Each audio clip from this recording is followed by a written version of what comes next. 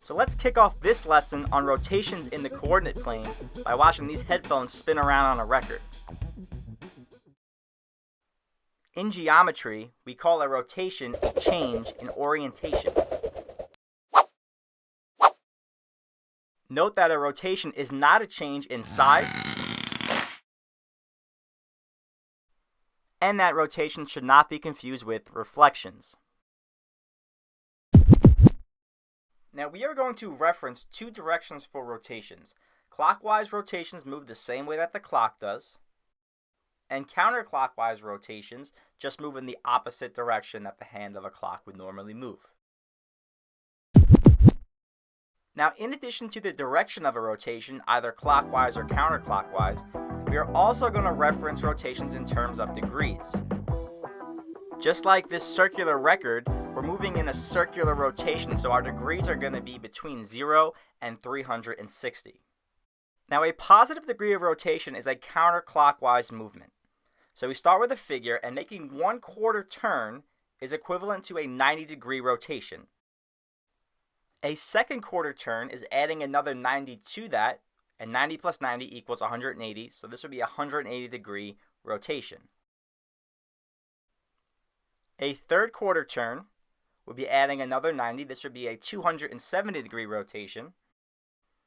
And a final quarter turn brings the figure back to where it started and completes the full 360 degrees.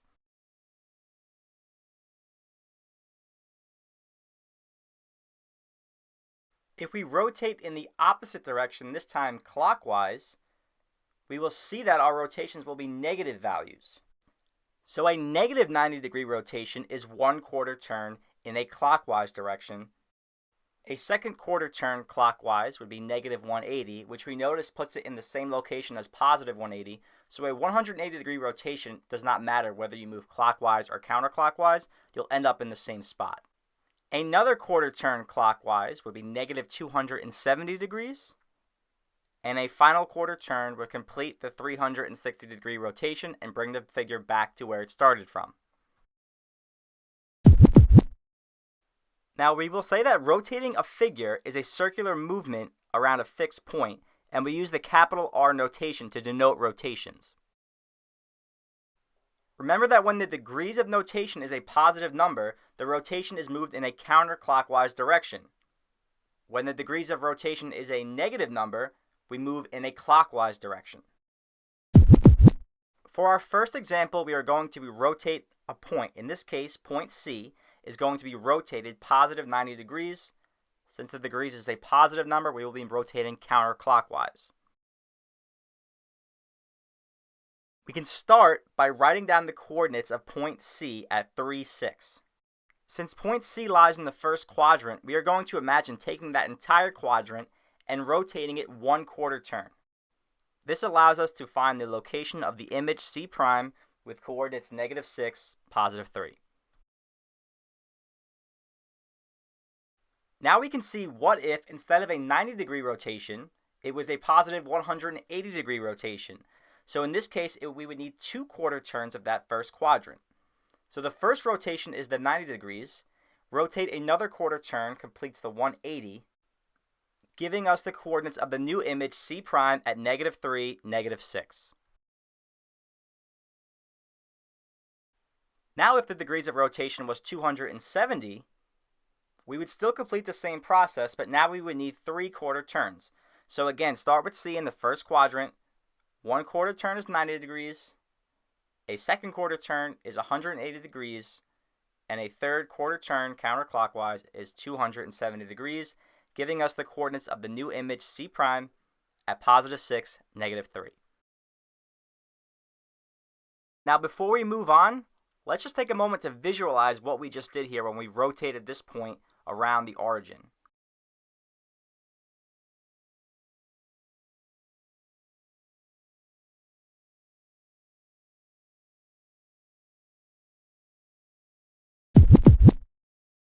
In our last example, we applied a very visual approach to rotating a point around the origin.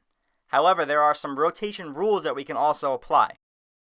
When rotating counterclockwise for any point P with coordinates x, y, there are a set of rules for each type of rotation to find the coordinates of the image. Notice that those negative signs just mean to negate or do the opposite, so positive values would become negative and negative values would become positive. If we apply the point 3, 6 from the last example, using these rules we see that for a 90-degree rotation, we would start with the y coordinate negated, so 6 would become negative 6, that's the new x coordinate, and then the y coordinate is the old x coordinate, which stays the same at positive 3, and we can repeat this process for the rotation of 180 and for the rotation of 270. Now these points should look very familiar as they correspond directly with the points that we found in the last example using the visual method. If you don't think that's pretty cool, then I don't know what to say. Okay, moving on to our next example. Again, we're going to be rotating a point, in this case a negative degree of rotation. Negative 90 degrees means we're moving in a clockwise rotation. We can see that D lies in the fourth quadrant with coordinates at 5, negative 8. Again, we're going to take a visual approach here. Imagine taking that fourth quadrant with point D contained inside of it and rotating the entire quadrant, in this case in a clockwise direction. Now we can find the coordinates of the image D prime with coordinates negative 8, negative 5. Now let's go ahead and take that same original point D and perform a negative 180 degree rotation. Again, we take that fourth quadrant, 1/4 turn clockwise is negative 90, a 2nd quarter turn would be negative 180. Now again, we can find the coordinates of the image D prime at negative 5, positive 8. Now we'll take a look at what would happen if instead of a negative 180 rotation, it was a negative 270. Again, start with D in that fourth quadrant. 1/4 turn is the negative 90. A 2nd quarter turn is negative 180. We need one more 3rd quarter turn to get to negative 270 with the image D prime at positive 8, positive 5. Now that we have completed all of the degrees of rotation in a clockwise direction, let's go ahead and visualize what we did on that last example.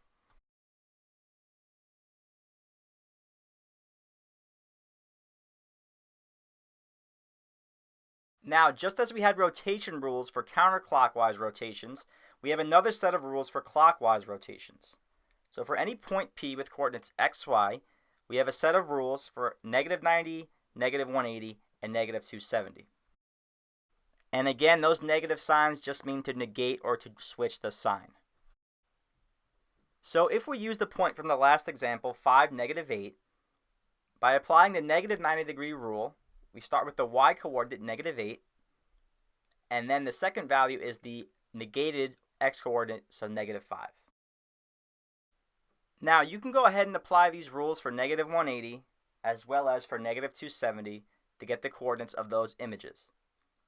Now again, these points should look familiar because they correspond with the points that we found in the last example using the visual method. So basically it's up to you to decide which method you want to use. They each work effectively, but if you're going to use the rules, you're going to have to memorize them. Okay, so now we're going to step it up and take a crack at rotating a line segment. In this case, we want to construct E prime F prime after a clockwise rotation of 90 degrees. So that would be a negative 90 degree rotation. Now we can start by writing down the coordinates of the endpoints E and F. And we want to find the coordinates of the image of E prime and F prime. So again, we just want to take the entire quadrant that EF is in and rotate it 1/4 turn clockwise. This allows us to find the location of the new line segment E prime F prime. Once we construct this segment, we can see that E prime is at negative 8, 9, and that F prime is at negative 6, 4. So basically all that we did was take that line segment EF and rotate it 1/4 turn clockwise about the origin. And for our final example, we're going to take a shot at rotating a figure, in this case a positive 180 degrees. So we start by writing down the coordinates of the vertices of triangle LMK, and we're looking to find the coordinates of the image of point L prime, M prime, and K prime. Now, since it's a positive 180 degrees, we're going to take this figure and rotate it 2/4 turns in a counterclockwise direction to get it to its final location. However, if we actually made a mistake here and went the wrong way going clockwise, we see that we would end up in the same spot. So if you remember from earlier, for 180, it doesn't matter whether you go clockwise or counterclockwise, you'll still end up in the same position. Now, using our visual approach, we construct 3 reference lines, and we're going to go ahead and rotate that entire quadrant 2/4 turns in a counterclockwise direction.